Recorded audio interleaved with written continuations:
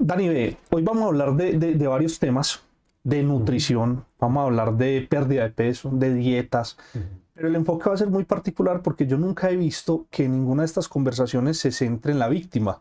Y en este caso, digamos que yo soy la víctima y el victimario. Yo soy una persona que tengo los peores hábitos alimenticios. Hoy vamos a hablar de ese tema y quiero empezar un programa para mejorar mi salud. Mi salud no está deteriorada, pero yo sí ya siento, por ejemplo, que subo al perro a miar y me siento yo como cansado, las rodillas a veces me duelen y tengo un sobrepeso. Yo estoy pesando 98 kilos. Listo.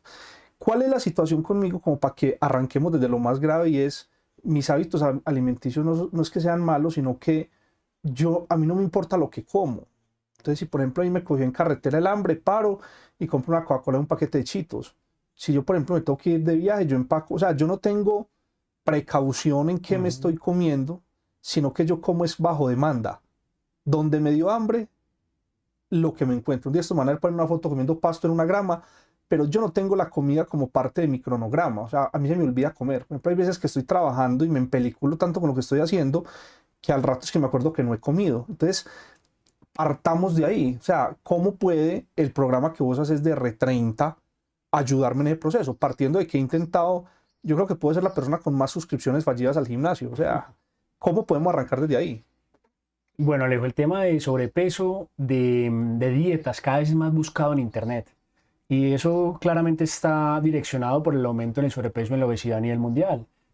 Actualmente el 30% de la población estadounidense tiene obesidad y casi un 70% sobrepeso. Y se espera, o sea, lo que se ve en la tendencia es que va a llegar a un 40% al final de la década de obesidad y casi un 80% de sobrepeso. Eso quisiera decir que de 10 amigos tuyos, 8 tienen sobrepeso. Y puede ser que unos 4 ya tengan obesidad, que obviamente pues de la obesidad se desprende la diabetes, de la obesidad se desprende el hígado graso, de la obesidad se desprende ovarios poliquísticos, se desprenden todos los fenómenos del trastorno de la insulina, lo que llaman pues el trastorno metabólico en general, mala energía, sueño, hipotiroidismo. Imagínate, todo lo que las personas, digamos, se aquejan hoy puede partir de la misma base que es la mala administración de las grasas en el cuerpo. Y también entendiendo que nosotros debemos empezar a ver la obesidad, como ya lo dijo la OMS, y es como una enfermedad, no solamente como un mal hábito. Puede comenzar como un mal hábito, pero eso va llevando al cuerpo a un condicionamiento donde ya el cuerpo tiene un mal funcionamiento interior en la acumulación de la grasa, una acumulación anormal y excesiva de grasa, y eso ya es un comportamiento patológico, ya se convierte en una enfermedad. Vení, Dani, dos cosas que me parecen importantes. No podemos asumir que estar delgado es estar sano. Eso es verdad. Eso es una suposición. Inclusive en la antigua Roma se suponía que una persona muy flaca era una persona enferma. Y entonces vos veías que todos eran gordos y comían mal. Pero lo otro es que no podemos decir, es que porque está flaco está sano. Usted puede estar flaco y estar desnutrido.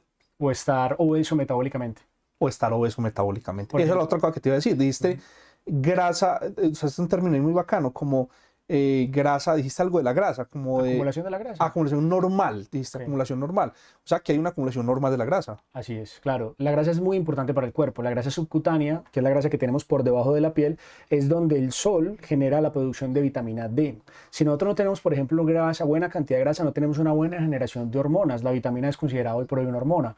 Para las mujeres, por ejemplo, en todo su aparato hormonal es indispensable la grasa. Por eso una mujer que esté, digamos, en una etapa de lactancia tiene que cuidarse de hacer unas dietas muy restrictivas porque podría bajar su nivel de grasa a tal punto que no pueda lactar, por ejemplo.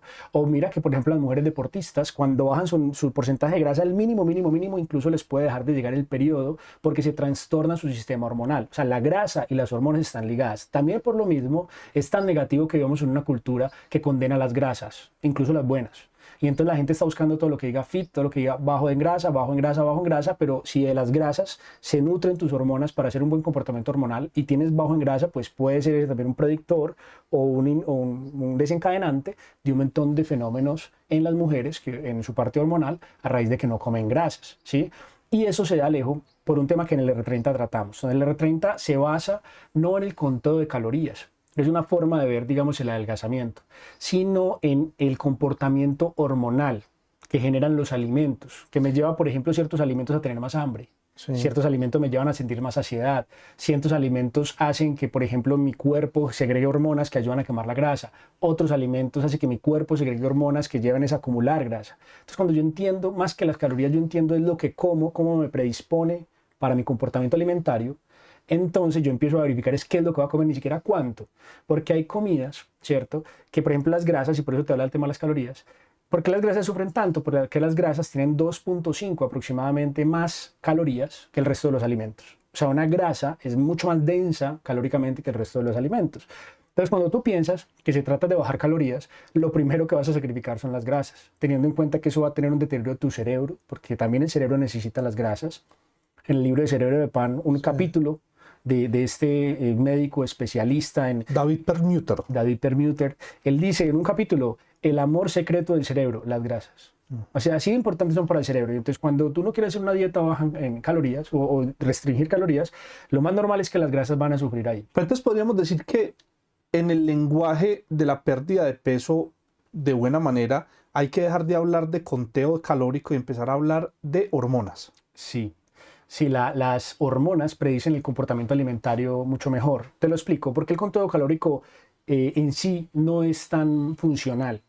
Esto se basa en entender que una persona que coma menos cantidad de calorías de las que gasta, entonces va a generar un gasto de energía desde adentro, desde los recursos energéticos que tenemos adentro. Recordemos que la grasa es energía acumulada, y entonces si mi cuerpo pues necesita energía y no la tiene, va y saca de lo que tiene acumulado.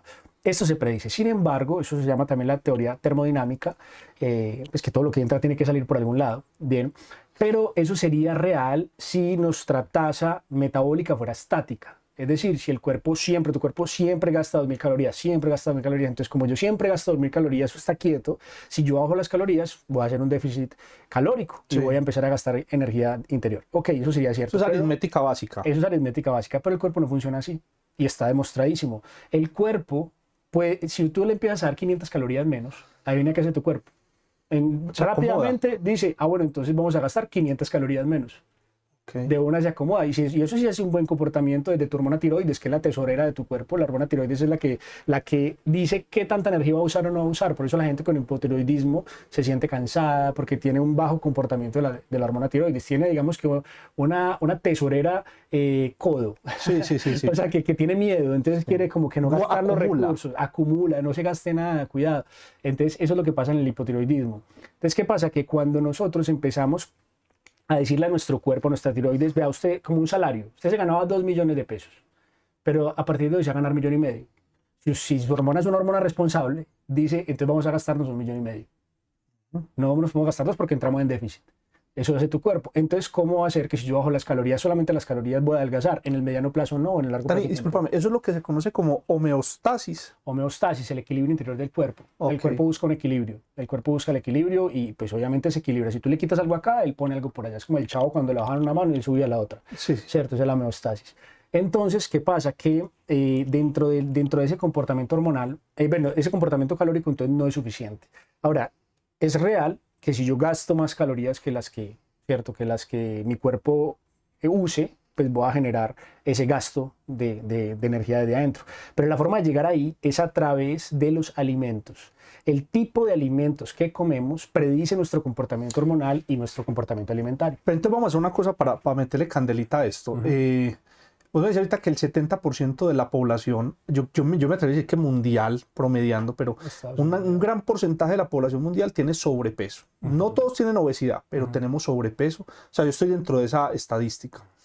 El sobrepeso va a producir las enfermedades que dijiste ahorita. Sí. O sea que el sistema médico y de salud también está en una situación compleja de toda la cantidad de clientes que se remiten a través del sobrepeso. ¿Por qué sucede eso? O sea, ¿por qué a este planeta le conviene? Porque empezaste a hablar de la alimentación. Yo creo que todo nace en la alimentación. Pero yo te digo, a mí no me da nada para comprarme un pan y una Coca-Cola. O sea, tengo muy buena inteligencia financiera, pero muy mala inteligencia alimentaria. Así es. Entonces, finalmente, ¿quién gana en esta falta de inteligencia alimentaria? Pues estamos claramente en una economía de mercado y en este momento el mercado favorece a las industrias alimentarias que quieren generar ganancias y que van a buscar materias primas mucho más económicas y que generen mayor utilidad, y de tercer plano, cuarto plano estará el efecto que eso tenga en la salud. Pues dicho sea de paso, hoy en día muchas personas compran etiquetas digamos, de alimentos que por la parte frontal dice que son una cosa y por detrás resulta que son otra. Lo vemos mucho con el stevia, donde tú compras un stevia y dice endulzante con stevia en grande, y cuando lo volteas y miras el ingrediente dice 2% stevia, 98% otras cosas. Entonces es una publicidad que para mí es mentirosa, porque si tú ves el letrero dice mucho más grande stevia, como si tuviera mayor proporción, pero en el contenido tiene 2%. O sea que sigue habiendo una manipulación enorme de los mercados alimenticios. Un desinterés. Un desinterés. En la salud y un interés en la economía. O sea, es lo que yo veo, ¿no? Esa es una industria que simplemente es qué es lo rentable, no qué es lo más saludable. Ahora, nosotros como consumidores sí podemos educarnos y poder tomar mejores decisiones y poder salirnos del juego, incluso en la forma de mercar. Podemos ir al supermercado y entender que el merchandising del supermercado está orientado a que compre más ultraprocesados. Y entonces, que es un área que no la podemos cambiar. Yo recuerdo que a cada rato yo paso por un negocio que hay aquí en Envigado que vende papitas fritas, muslitos de pollo, salchichas, todo eso. Y yo creo que yo conocí ese negocio hace más de 20 años. Entonces yo paso y siempre hago el mismo chiste. Digo, más de 20 años obstruyendo las arterias de los envigadeños. Sí. Y es real, o sea, a ellos no les importa que su producto en el largo plazo genere un mal, sino cuánto dinero me va a ganar, cuánto compro el kilo de papa y cuál es el aceite vegetal más barato para fritar esas papas, con tal de que al final del mes mis PIG, mi estado de resultados sea muy bueno. Entonces, entrando en ese tema y hablar ya de alimentación, de nutrición, de suplementación, ¿cuál es el primer paso para una persona que va a tomar la decisión de coger las riendas de su educación alimentaria? ¿Qué es lo primero? Porque muchas personas, Dani, tienen una situación de obesidad y van y se recortan el estómago, o van y se colocan un balón gástrico, o se hacen una lipo. Pero pienso que ese paso, sin haber hecho otros pasos anteriores, puede ser contraproducente. Total. Desde la conciencia, ¿cuál sería el primer paso para una persona que quiere empezar un programa de nutrición, de salud, de bienestar desde la alimentación? Bueno, lo primero es entender el poder de tu propio cuerpo. Yo les cuento mi propia experiencia. Yo perdí 9 kilos de peso en 30 días.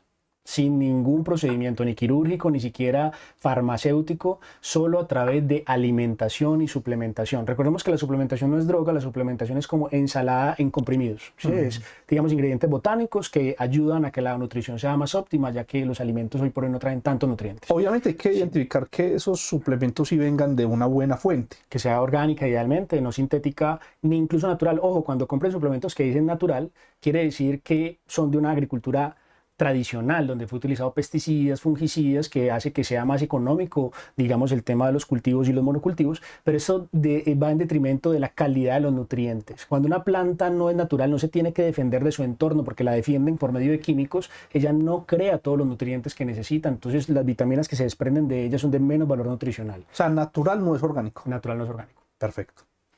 Entonces, volviendo al tema, me preguntabas, ¿me repites la pregunta la pasada? ¿Cuál es el primer paso? O sea, yo voy a empezar, vengo de un desorden alimenticio el hijueputa. O sea, 40 años de mi vida, mejor dicho, yo comí perra esa de Envigado día por medio, la creé. O sea, imagínate pues, yo nunca he cuidado mi salud en ese aspecto. Hoy digo, ya, llegó el momento, quiero empezar un programa bien teso para cuidar mi salud, ¿sí o no? Sí, sí, sí. El primer paso es estómago, es colon, es ejercicio, es vitamina, o sea, cabeza.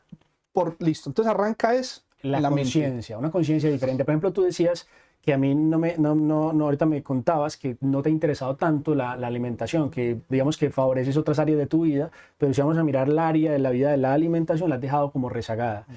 Hay que ver el significado que eso tenga para tu mente. A mí, yo llegué a un sobrepeso hasta los 23 años, yo fui muy flaco, muy delgado, pero de los 23 años a los 27 me subí de peso increíble, llegué a pesar 15 kilos por encima de mi peso pues, correcto. Y un día, cuando vi una foto mía, pues no me reconocí. Me demoré como 5 minutos para entender que ese era yo, ¿cierto? Y yo, wow, o sea, increíble. Y en ese momento empecé a investigar sobre alimentación. Y ahí fue donde se desprendió todo el programa de R30. Pero uno de los cambios de conciencia que yo hice fue, ¿qué alimento yo? O sea, cuando yo como, ¿a qué le estoy dando gusto? ¿A mi paladar? ¿O a mi energía? ¿O a mi salud? ¿O a mi longevidad? O sea, ¿yo para qué como? ¿Yo como para mi paladar? ¿Para mis gustos? ¿Para mis apetitos? ¿O estoy comiendo para mi energía? Y empecé a a pensar qué alimentos multiplican mi capacidad cerebral. Empecé a leer, digamos, como la alimentación para mi cerebro, cómo alimento mi cerebro, cómo me siento más despierto, cómo me siento mucho más activo, más vivo. Y entonces empecé a comer para mi cerebro, empecé a comer para otras cosas, no para mi paladar. A tal punto que ya cuando yo pensaba que algo que me iba a comer, que era bueno para mi paladar, pero que iba en detrimento, que me iba a dar sueño, que me iba a quitar energía, entonces ya empecé yo con mis elecciones del día a día de preferir los alimentos que me iban a despertar y no a dormir. Entonces ahí tu cerebro empezó a jugar una labor muy importante. Es, a vos te ponen aquí una bandeja paisa, que es una bomba de carbohidratos y de proteína. Sí. Entonces tu cerebro empieza a analizar qué es lo que te vas a comer y qué impacto va a tener en el corto y el mediano plazo. Totalmente. Entonces yo sé que si me como todo eso, pues voy a dormir el resto de la tarde. Pero si yo sé que tengo una reunión, entonces voy a priorizar las grasas, voy a priorizar otro tipo de alimentos que yo sé que me van a generar energía. Dependiendo, uno empieza a entender el tipo de alimentos que provocan dentro de uno y entonces uno elige qué comer dependiendo de lo que vayas a hacer. Ahora, nunca voy a comer una bandeja paisa, no, claro, si mi abuelita me hace una bandeja paisa, ese es el momento para comérmela. Nunca voy a comer unas migas de pan con chocolate, no, eso es bendito cuando viene de la abuelita. Eso yo creo que toda esta teoría nutricional se desvanece frente a unas migas de la abuelita, ¿cierto? Porque eso genera también un sentimiento que yo creo que contrarresta la carga hormonal que saca. Entonces, digamos que para mí, tú me preguntabas cómo empezar.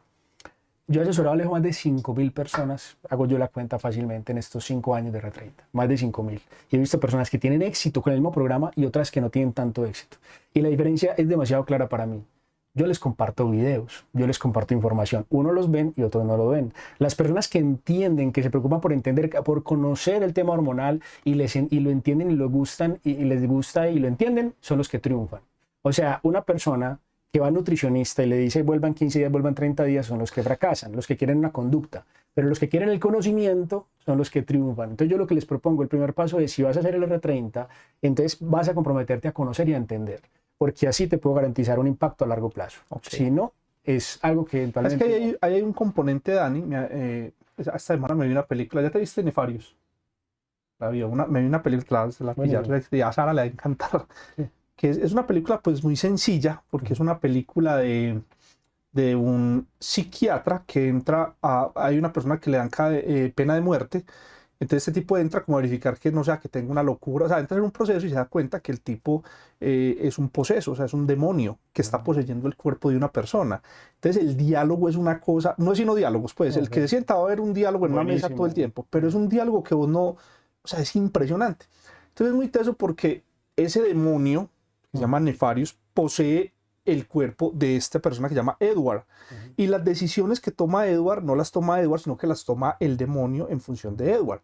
Yo pienso que ahorita que decías ejemplo, se me vino a la mente el ejercicio porque cuando tenemos la mente tan contaminada con publicidad, con información, así vos me des todas las herramientas para yo saber que es mejor comer esto que lo otro, mi cerebro va a seguir manejado por, llamémosle así, ese demonio que no va a permitir que yo vea la información positiva. Entonces vos decís, ¿por qué si yo le mando el mismo video a Hugo, a Paco y a Luis, porque Hugo lo ve, Paco no lo ve y Luis tampoco? Y entonces hay un tema mental. Siento que es un tema de desbloquear ese, como lo que hace el entrenador. Mira, lo primero que te va a pasar es que tu cerebro va a impedir que vos consumas esta información. Muy chévere, muy bueno. Me das una muy buena idea para comunicarme con las personas en esa etapa inicial, para que logren realmente entender el reto, la resistencia mental que pueden tener a la hora de hacer un cambio en sus vidas, porque esto es un cambio. Y empieza ahí, mental. Es mental, es mental. Supongamos que ya el tema mental se va, no se solucionó, creo que eso es de largo aliento, pero ya por lo menos hay una predisposición positiva para, listo, hagámoslo. ¿Qué sigue?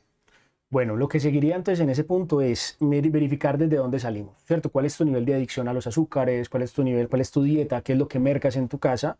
Y empezar a que tú conozcas cuál es el programa de alimentación del R30. Tenemos un PDF donde tú vas a ver todo lo que se debería incluir en tu nevera, lo que se debería sacar de tu nevera y empezar a generar un entorno en tu casa. Llamamos esa la semana de la preparación, que sería una semana anterior a hacer la reprogramación corporal, donde vamos a preparar tu entorno para que tu entorno colabore, para que tu entorno, digamos, predisponga un buen comportamiento. Digamos que si tú eres alcohólico y vives en un bar, pues va a ser muy difícil que dejes de ser alcohólico, ¿cierto? Pero si tú eres alcohólico y te sacas y te envuelves en un círculo donde eso no se ve, entonces más fácilmente vas a dar el cambio. Puede que más adelante, si logra el proceso, sea capaz de ir al bar y no tomar nada. Claro, o incluso puede llegar el momento donde tú te tomes una cerveza y ya.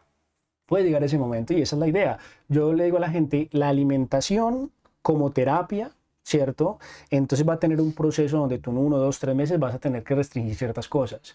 Pero en el tiempo tú tienes que recuperar la flexibilidad metabólica para cuando quieras comerte un helado, cuando quieras comerte una pizza, lo puedas hacer, entiendas qué pasa en tu cuerpo con eso también para que lo contrarrestes, tal vez al día siguiente no consumiendo tantos carbohidratos o al día siguiente haciendo algo diferente, entendiendo, pero que lo puedas hacer. Porque finalmente yo estoy convencido que el ser humano sí es omnívoro. El ser humano, nosotros en un correcto metabolismo podemos comer realmente cualquier cosa, pero pues si llegamos como incumpliendo malos hábitos toda la vida, entonces no me salgas con que no, que por qué tan restrictivo, no, pues te lo ganaste. Y sobre claro. todo, sí, la gente puta cuando le restringen, pero pues ya cuando no hay nada que hacer. Pero, por ejemplo, yo pensaba ahorita que hablabas de eso, yo imagino a un restaurante estos de carretera que todos conocemos, ¿sí o no? Y lleno, 200 comensales adentro. Yo creo que ninguno de esos 200 está haciendo el cálculo de esto qué hormona me va, no, o sea, no. Solo paladar.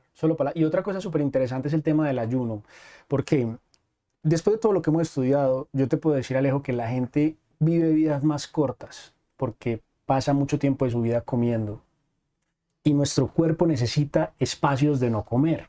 En esos momentos donde tu cuerpo no come ocurre algo que se llama autofagia. Sobre este tema, uno de los últimos premios Nobel de Medicina que hubo en el 2016, se ganó el premio Nobel por el estudio de lo que pasaba en las células en los momentos donde las células no estaban asimilando nutrientes externos, sino que estaban haciendo un proceso de comerse a ellas mismas, autofagia. Cómo eso llevaba a la longevidad, al rejuvenecimiento. O sea, los seres humanos sí podríamos vivir 120 años, pero vivimos comiendo tanto y tan seguido que no. Ahora, ¿por qué comemos tanto? Por lo que ahorita hablábamos, el tipo de alimentos que comemos predispone nuestro comportamiento alimentario. Si yo desayuno un croissant con un jugo de naranja, a la media hora va a tener hambre. Y es más, va a tener más hambre porque me hace un pico de azúcar alto en la sangre. Luego la insulina tiene que salir por encima de ese azúcar a bajarla porque el azúcar es tóxico en la sangre. Pero es tanto la insulina que baja por debajo donde debería estar el azúcar, el mínimo. Entonces me da hipoglicemia. Esa hipoglicemia es un poquito de sueño. El efecto de la chocolatina. Te da energía y a los 10 minutos estás así. ¿Qué necesitas? ¿Una lechuga?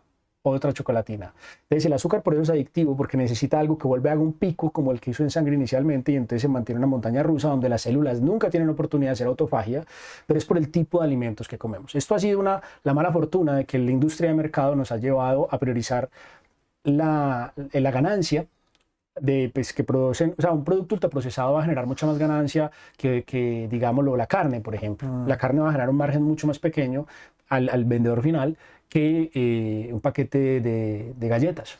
Que en estos días un amigo me decía, hablábamos de ese tema, le decía, Ale, ¿usted sería capaz, si usted tiene un hijo de 2, 3 añitos, llevárselo para Barrio Antioquia y darle un bazuco? Y le decía, está barro el ejemplo, ¿qué me querés decir? Eso hacemos con los niños, les damos azúcar desde los 2 años. Sí. O sea, los volvemos adictos. Es impresionante. O sea, les dañamos. Un baby yogur tiene 17 gramos de azúcar.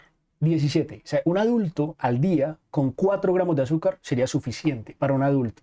Pero un baby yogur, que se lo damos seguramente con una galleta de Milo y con otra harina, o sea, 17 gramos de azúcar. Busquen lo que le da a los niños. Uno va muchas veces a un preescolar y la alimentación que uno ve en los preescolares es sucaritas con yogur y fresas. Y creen que porque le están dando fresas están empatando. Es como el que se come la hamburguesa de McDonald's con el jugo de naranja, que no es de naranja, ¿cierto? Y cree que está empatando, ¿cierto? Cree que entonces como que es más saludable. Sí. Y no es así, realmente es un azúcar. Todo lo que acaba de escribir realmente es azúcar con otro nombre que finalmente llega al cuerpo y ese exceso se acumula en grasa. Y mira que esa manipulación es muy tesa, Dani, en el libro de la historia en un libro, no recuerdo cuál, creo que era de Martin Lindstrom.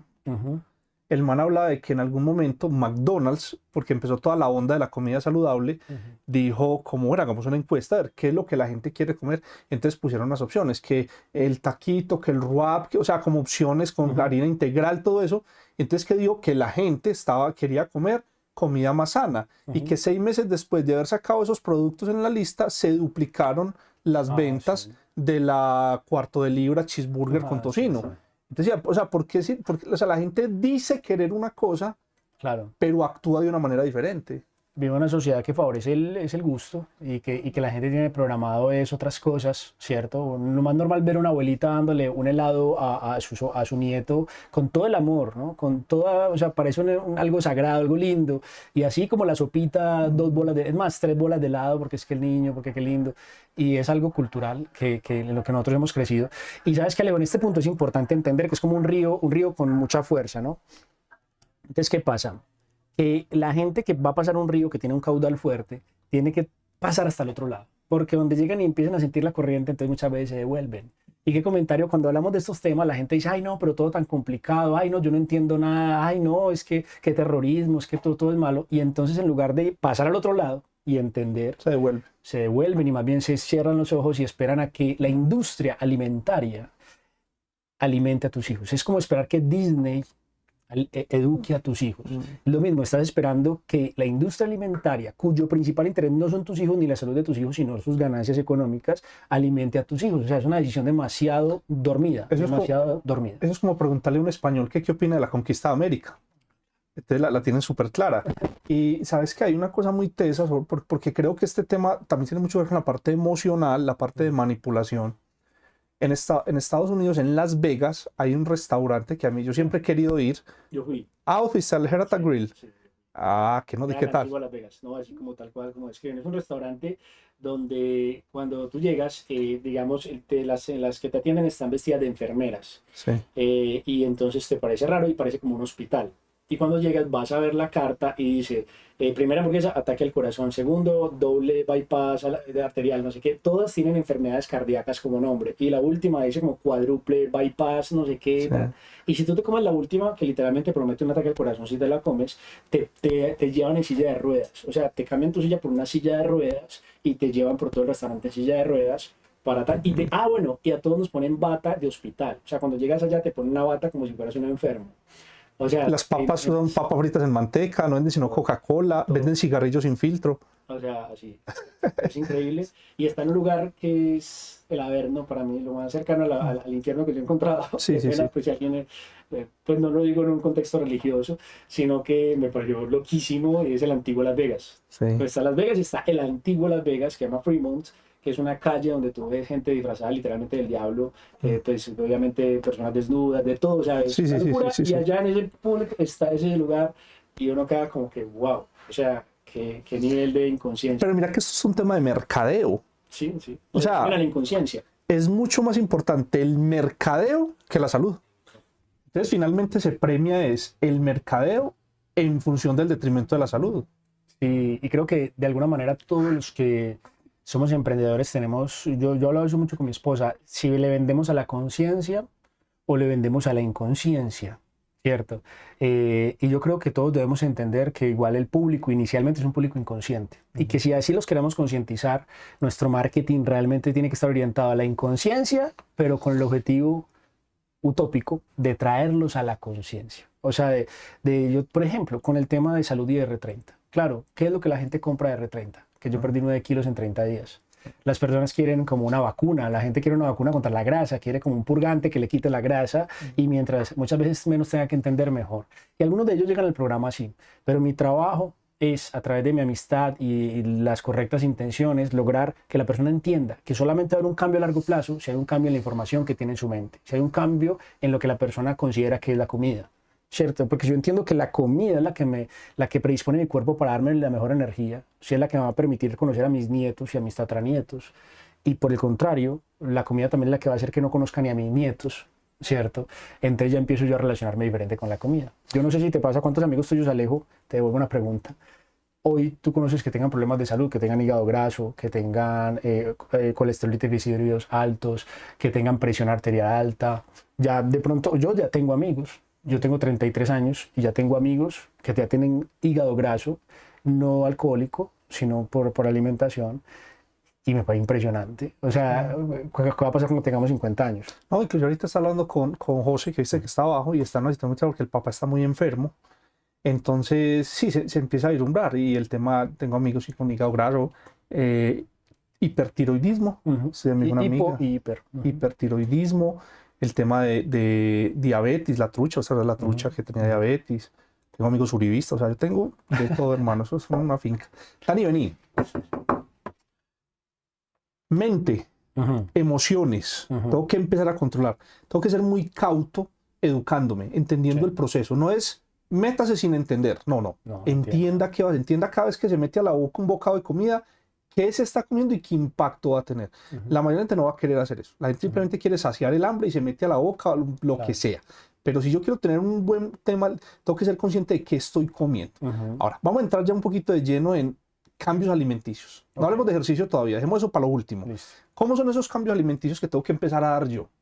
Bueno, perfecto. En ejemplo de horarios. Horarios, perfecto. Entonces, la frecuencia en la alimentación. Algunos hemos escuchado, yo alcancé a escuchar, que uno tiene que estar comiendo constantemente para acelerar el metabolismo. Hablaban de que si uno comía mucho, pues aceleraba el metabolismo. Eso es algo que no encuentro en dónde. Literal, yo he investigado quién lo dice. Es más, no he encontrado a alguien que lo diga como hoy por hoy, como una personalidad, alguien de peso que lo diga. Es más, si alguien que esté viendo este video me envía un video, por favor, de alguien que lo diga de peso para yo interesarme. Yo realmente quiero entender quién se imaginó esa atrocidad, porque eso no tiene ningún sentido.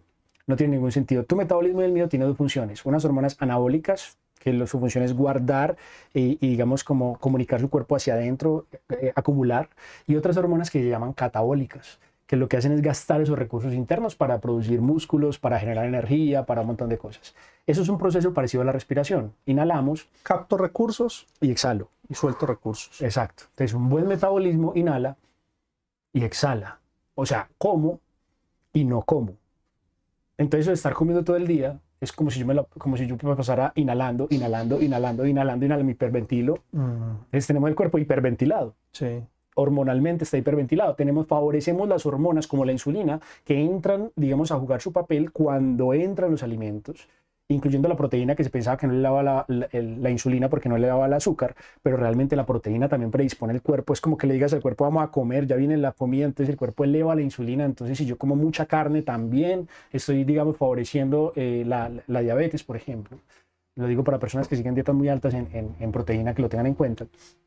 Entonces, definitivamente comer muchas veces al día no es una buena medida, y menos si mi propósito es adelgazar. Si mi propósito es adelgazar, yo le diría a las personas que coman máximo 3 veces al día, que no coman entre comidas y que en el momento en que su cuerpo se los diga, porque uno tiene que escuchar su cuerpo, que solamente hagan 2 comidas, estaría perfectamente bien. Y no es un crimen contra nadie, eso no está ni en la Biblia ni en ningún lado, que no tenga que comer obligatoriamente 3 veces al día, a tal hora, a tal hora y a tal hora. Eso es una cultura en la que hemos vivido, pero no es como algo que tenga que ocurrir. Lo único de biorritmos que se habla en frecuencia alimentaria, lo único que se habla es que a nivel evolutivo nosotros comíamos cuando estaba de día. Cuando ya era de noche, como no había luz eléctrica, no había nada, pues ya no comíamos.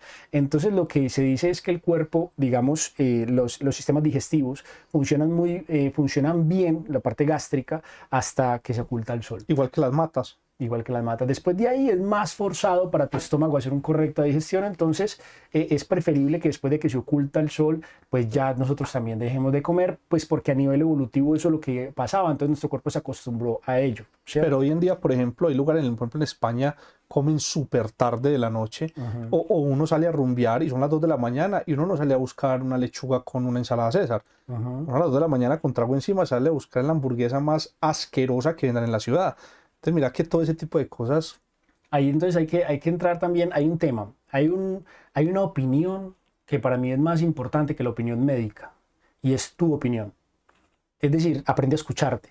Entonces tú comes mal en la noche y comes tarde, y yo te quiero preguntar, al otro día en la mañana, ¿cómo te despertaste? ¿Cuál es la calidad de energía? Haz el experimento. Una semana, a propósito, come mal, come tarde, y mira cómo te levantas. Y a la siguiente semana, haz todo lo contrario. Y entonces de última comida a las 7 de la noche, tratas de que sea una comida donde haya una buena ensaladita, donde haya una proteína fácil de fácil digerir, en una medida correcta, en una cantidad, digamos, moderada, y unas buenas grasas, y ya. Bueno, quiero aclarar que el ejercicio que Dani propone es un eufemismo, para que de pronto no se lo tome alguien personal, se muera y diga, pues el de vaya coma mal toda una semana a ver cómo se siente, porque no falta el marica que al jueves le dé un infarto diga, pues que en el live de la bodega dijeron tal cosa. Entonces es un ejemplo tóxico para que se entienda, pues es una forma de visualizarlo. Entonces en el R30, para terminar el tema que me preguntabas, que no quiero dejarlo abierto, es ¿qué proponemos? Le proponemos a la gente, vamos a comer ciertos tipos de alimentos que van a hacer que para ti sea muy fácil comer máximo 3 veces al día. Incluso con el tiempo vas a sentirte llamado a comer solamente 2 veces al día. Y lo vas a hacer con alegría, sin aguantar hambre y con sensación de saciedad, ¿cierto? Eso va a ocurrir naturalmente por tu cuerpo. Vamos a ir desplazando gentilmente los antojos. No, digamos que cuando yo priorizo, por ejemplo, el consumo de grasas y de ciertas verduras, eso hace que mi cuerpo no se antoje, literalmente no quiera un dulce, por ejemplo. Ok. La gente, ¿cómo es eso la adicción a los dulces? Yo te quiero preguntar, ¿qué comes antes? Porque es que si tú me preguntas eso después de comerte un croissant, entonces ese croissant está llevando a que Predispuso. todas tus hormonas estén gritando por el dulce. Pero si tú comiste algo diferente, va a ser muy fácil para ti. Y sabes que, Dani, eso tiene un piso, eso tiene un piso teórico muy bacano. En la universidad había una materia que se llamaba métodos cuantitativos, modelos de simulación, y había una cosa que se llamaba rachas. Y la racha es la probabilidad de que suceda algo dependiendo de los sucesos anteriores. O sea, si Nacional va y gana 5 partidos, es probable que el sexto también lo gane porque la racha viene siendo positiva y el revés funciona igual. Si vengo como el Medellín pierda, es muy probable que el siguiente partido también se pierda. Me imagino que en la alimentación pasa igual. Pues si yo vengo de tomar trago, de comer mal, es muy probable que el siguiente paso que dé también sea malo. Así es. Entonces, pues lo que tenemos que, inicialmente hay que ejercer la voluntad para hacer un cambio en el camino, pero tenemos que entender que la voluntad se cansa y que lo que genera el cambio a largo plazo está en cambiar mi entorno. La filosofía. Cuando yo transformo mi entorno, lo que me influye de manera lateral, mis amigos, mi alacena, mi nevera. Cuando yo hablo de la nevera, ¿qué voy a encontrar? Puede que la primera semana tú tienes ahí un bonjour con sucaritas y entonces tú lo abres y lo ves y tienes fuerza de voluntad y dices no me lo va a comer, pero cuando lleves 15 días y vuelva y la abres y lo mires, la fuerza de voluntad se cansa. Esto no lo digo yo, lo dice el escritor, no recuerdo el nombre de Las Zonas Azules, David, no recuerdo, el escritor de Las Zonas Azules que investigó los lugares en el mundo donde la gente vivía más años. Lo que llaman zonas azules, y encontró 5 en Okinawa, en Japón, en Costa Rica, en la Cerdeña en Italia, sí, exacto, en Pasadena, California, y empezó a encontrar todos estos lugares. Y empezó a decir, claro, es porque ellos tienen estos hábitos. Entonces fue muy interesante porque dijo, estos son los hábitos que hacen que vivan 120 años. Pero luego se va a una ciudad en Estados Unidos y les dice, tengan estos hábitos, y no los tienen. ¿Y cómo hacen? ¿Y cómo hacen? Y no son capaces de decir, la gente dice que quiere vivir más años, pero no se comporta así. Y lo logran, porque finalmente sí lo logran y están haciendo eso, es un proyecto espectacular. Cuando empiezan a cambiar el ambiente. Toman una ciudad que lo permite y dicen, vamos, exacto, políticamente. Ahí la política ayuda muchísimo, increíblemente. Ese es uno de los escenarios donde yo he visto la política como algo que me interesa. Así como te decía que los alimentos, cuando los entendí para el cerebro, me gustaron más. Así cuando vi la política para estos cambios, entendí que la política sí es importante. No como en mi mente no era tan importante, ahora ya más. Entonces la política, a nivel político, hablaron con ciertos políticos y empezaron a hacer una transformación de los espacios sociales, una transformación de las cartas de comida a los restaurantes. Entonces, por ejemplo, en la carta de las comidas de los restaurantes, todo venía con papitas. En vez de eso, lo que hicieron fue que todo venía con ensaladita como de complemento y se podían papitas, pero había que ir hasta el final y pedirlas como adicionales. Y solamente con ese cambio en la carta hicieron que se mermara como 50% de la cantidad de papitas que comía la gente. Es una manipulación positiva. Sí, cambiaron el entorno. Por ejemplo, para ir al supermercado lo hicieron que quedara en otra parte. El supermercado hicieron que quedara en otra parte. Entonces, súper interesante porque a la gente le tocaba caminar un poquitico. O sea, hicieron que le tocara a la gente caminar un poquito más porque pusieron los lugares en otros lugares, ¿sí? Empezaron a transformar el entorno y en 6 meses bajó la tasa, digamos, de obesidad. En 6 meses bajó. Y empezaron los indicadores a bajar. Y en 2 años era como 50% mejor la salud del lugar. O sea, era impresionante la transformación porque cambiaron el entorno, ¿sí? Entonces, ahorita hablamos de cómo empezar. Entonces, primero la mente, después el entorno. Primero la mente, después el entorno. O sea, empieza a organizar un entorno que no te valga solamente de tu fuerza de voluntad, sino que tu entorno esté a favor. Cuando la fuerza de voluntad empieza a bajar, tu entorno te ayude. Por ejemplo, eventualmente, cuando tú sigues una alimentación sin dulces, que sería lo más natural si uno quiere, digamos, sanarse de su páncreas, de la segregación de insulina, digamos, que puede estar trastocada, es importante entender que eventualmente tu cuerpo te va a reclamar un dulce. Si tú no entiendes eso y no tienes como el pecado calculado, ¿cierto? Entonces cuando llegue el momento de cansancio vas a pecar de la peor manera y vas a deteriorar todo el proceso. Es mejor pequeños pecaditos calculados. Calculados. ¿Qué quiere decir? Que hay postres bajos en carbohidratos, hay postres sin azúcares añadidos, hay cosas que pueden generar eso, que tu cuerpo va a sentir la necesidad en algún momento, pero que no te van a deteriorar tu salud y existen también. Pero entonces si yo los preprogramo, si yo ya los tengo ahí, ¿sabes qué es lo interesante, Alejo? Cuando la gente ya lo tiene ahí, a veces ni le interesa, o sea, lo dejan ahí, se les daña, porque ya como que ese fantasma que tiene tu cerebro, que cree que cuando tenga un momento de estrés o algo, que la solución es un postre, ¿cierto? Cuando yo no lo tiene ahí, ni le provoca. Y eso pues que ahí la solución es un postre. Por ejemplo, yo era uno que almuerzo, cigarrillo y tinto. Con cierto. Sandra y con H yo era todos los días. Almuerce, postre y salga para la terraza a fumar y a tomar tinto. Dale, te quiero hacer una propuesta. ¿Qué te parece si partimos este entrenamiento en 2 partes? O sea, me parece que está muy chimba. O sea, me parece que lo estamos llevando como de un paso a paso, que nos da pase para ahí 7 horas y sacar material muy bueno.